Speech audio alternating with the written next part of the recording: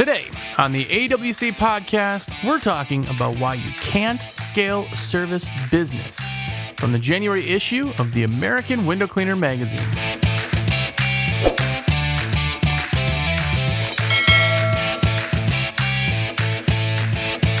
Thanks for spending some time with me today. As you know, the AWC podcast highlights a different article straight from the American Window Cleaner Magazine. And if you aren't getting your monthly magazine mailed to your door, just go to awcmag.com/subscribe and get yours now. I'll wait. No, I do kid, but if you're not getting the magazine, it is awesome. It has been completely redone. All new articles, style, feel, all new paper. It even comes with a famous sticker sheet. It's window cleaning stickers, every single issue. It's super awesome to represent an industry, support an industry, and put stickers everywhere that you can. So definitely check that out. Again, awcmag.com/subscribe. Now, today we're talking about the article, Why You Can't Scale a Service Business, and this is by Bobby Walker. If you haven't checked out his podcast, it is another great one. He does it relatively frequent. I wish I knew if it was monthly or weekly, but I've been on it a few times. We've done some things together, and he's just an all-around nice guy. If you haven't had the chance to meet him in person, you are missing out. Make sure to do that. Have a drink with him or eat a meal with him. He's a super, super good dude. So check him out, Journey of a New Entrepreneur. But in his article, it starts off with something that I really, really like. Now, we actually talked about this before, having a highlight reel on social media, right? If you're sick, you don't put something out there that says, "I'm sick, I feel so bad," and you talk about it. Most people all put their vacations, everybody's smiling in every picture. Social media is one of the main reasons marriages actually fail. You look at that and you say, well, why can't we be like them? Why can't my business do what their business is doing? Look what it's doing. And putting it all out there is a little bit deceiving because we only see the positive. And he starts off with a pain. He starts off with something in his business life that was a game changer for his growth, but it was a pain point. He wrote, "I don't think that I want to do this business anymore." He said, "I don't think I want to do this business anymore." Like, we've all thought that. We've all had that thought in our head. If you are new to business, maybe you haven't hit that yet. You're still exciting. You're still positive and everything. But there's a certain point in business that things get to be much. Now look at us. The joke in small business world is you put a picture of a 80-year-old man up on the screen and you say, "What do you mean owning a small business is tough? I'm 23 and I'm doing great." It weathers us. We got gray hair, missing hair, and our shoulders sometimes hang a little heavy. There's so many things that come into small business. And scaling is one of the big ones. Scaling is incredibly hard. Scaling is incredibly hard. He wrote, "I don't think I want to do this business anymore." And then he went on to kind of talk about a little bit about how he was running. He started his business in 2018, and he started his business because of a result of his position being eliminated. So he actually was terminated because they cut his position and he had nothing else to do. He went in one day, "Hey guys, how are you? Hey, we need to talk." Well, now you need to feed your family, right? You need to pay the bills. So he started getting into window cleaning. So at this point, and I've had these times. But at a certain point, you look at it and go, is this the path that I should have taken? I remember sitting, I couldn't tell you how many times, where my wife would say to me, she'd say, "Are you sure that this business is worth it? Are you sure it's worth it?" And it's hard. Well, what we do is very, very hard. But he goes on to say that he started his business with his position being eliminated, was almost thrown into it.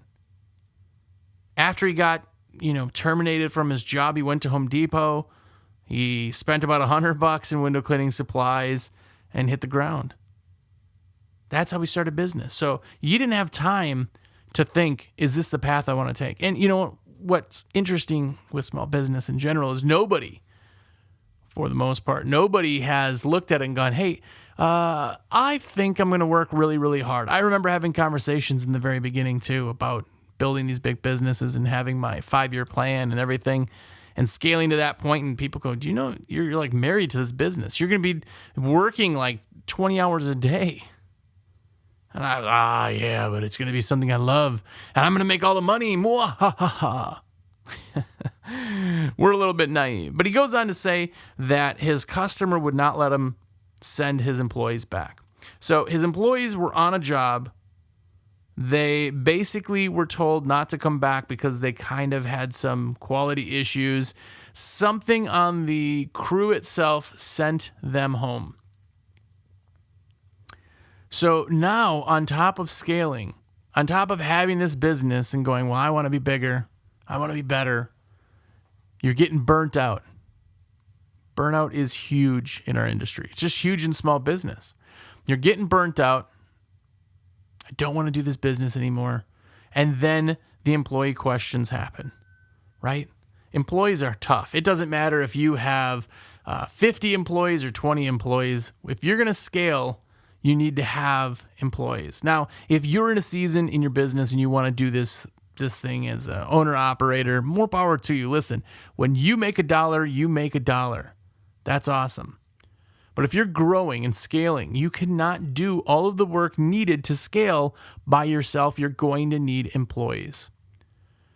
And he said that there was basically a time, and that was it. He was working on a Saturday at this customer's job where they wouldn't let him send his employees back. The people who were supposed to be making the money, they couldn't actually send them back. And he thought, I have two things. I have two sides to this. And this was his realization. He said, first, employees are hard, and I'll do it all myself. I'm going to make every dollar myself. I'm not going to deal with employees. Then I don't have to worry about quality issues. I don't have to worry about them getting sent home. I don't have to worry about any of that. He said, or the second one, employees are hard, but worth it. I love in the article, I love that he put employees are hard in both of them because that absolutely is the truth. Like, business itself is your baby, right? When you create a business from nothing, you've made something. You've brought life to this world, right? But as a baby, when your company is really new, everything you do, all of that work had to be hand-fed. Your first job, your first route, all of that. You're feeding this infant, and if you just stopped working, it would die. And then eventually you get into toddler stages where you're still making some big mistakes, but it's kind of working on its own. It's kind of figuring its own thing. You're finding the path. You're finding maybe the services or the vision for your company, right? And then eventually down the road, it becomes a preteen. It's doing its own thing. It knows for the most part what it's trying to do. It's bringing work. It's having repeat work. It's doing all of that. And then about that 7-year itch period, you actually have yourself a business teenager where you're not really pleased with it. You are, you're bored of it in business, but it kind of translates a little bit. And then eventually, before you die or pass on the business or change or whatever, you end up selling or gifting the business to a family member or a child. And that is like a wedding, right? They take it over and all of a sudden you're still maybe active, you're still following it, you still have all that love for it, but things have changed. It's with somebody else now. Like, that is the structure of business for a business owner. As an employee, hey, I like this guy because he signs my checks. That's it. Boom. Done. And I have to say, on my end, I've had great employees. I've had great relationships. I have loved having the employees that I've had, but I've had employees for, say, 6 years. I had a guy, 6 years. One day he just was like, yeah, I don't think this is for me. I'm done. I'm like, oh, you're putting a 2 weeks notice in? No, I'm just going to give you my shirt now and leave. What? You know, we got a full schedule. Yeah, it's just not for me. Sorry, man. And he left. 6 years. Pretty crazy. Guy ended up moving to another state. But when that all comes, you realize real quickly that you are just a signature. So scaling and taking this business, getting this child of yours growing with the help of people who don't care about your child, it's almost like having bad babysitters raise your kid. And he goes on to say that the customer wouldn't allow him back, and he's had some problems with everything. But out of those two choices, employees are hard and I'll do it myself, or employees are hard but it's worth it, he chose the second one. He chose the latter. He chose to scale. Now, with that came a bunch of headaches, of course. But he said in there, he said, business is hard. Scaling a business is hard, but it's worth it. And he elected to go with option 2 because that's the only option that aligns with his why. Like his business, he knew that's where he wanted to go. And it unfortunately will always involve employees. He started talking about a book that he had read by Jocko Willink. And he said that, in a nutshell, he said that Jocko said that he's nothing but weakness.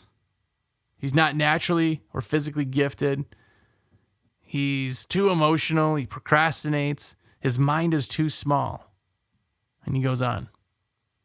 But the interesting thing about this is that Jocko says that he's never going to take what he has in the past and accept it for his future.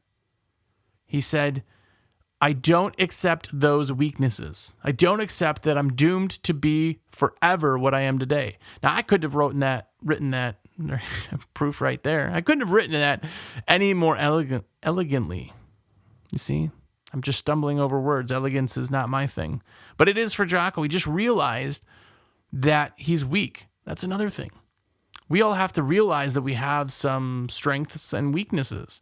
And having employees and dealing with hard employees is tough. But if you're going to scale, you need to make the decision to choose number 2, to choose the second option, and employees are hard but worth it. Bobby went on and said that's exactly what he needed to hear. The reason he cannot successfully scale a service business is because he's weak. He doesn't have natural talent. He gets too worked up over stupid things and he lacks discipline. He said, but with all of that, all of his weaknesses, he can still scale a business. The article's called Why You Can't Scale a Service Business, and you can't unless you make the decision on your own that yes, you can.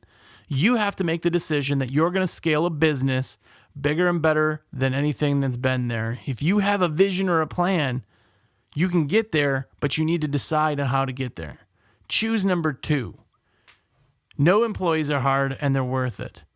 Scale a business no matter what your weakness is, no matter where your problems lie, no matter what pressures you have on your shoulders.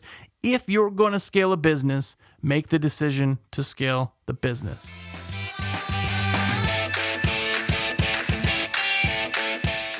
That was an article from Bobby Walker. If you want to read the entire article, please do get yourself a subscription. Just go to awcmag.com/subscription and get your magazine. It is delivered every single month to your door with stickers, with articles, a ton of pictures. By the way, if you ever want to have pictures posted or published, please do send them editor@awcmag.com. Send them to me, and I would love to get them in the magazine. But definitely check it out, and thank you for spending some time with me.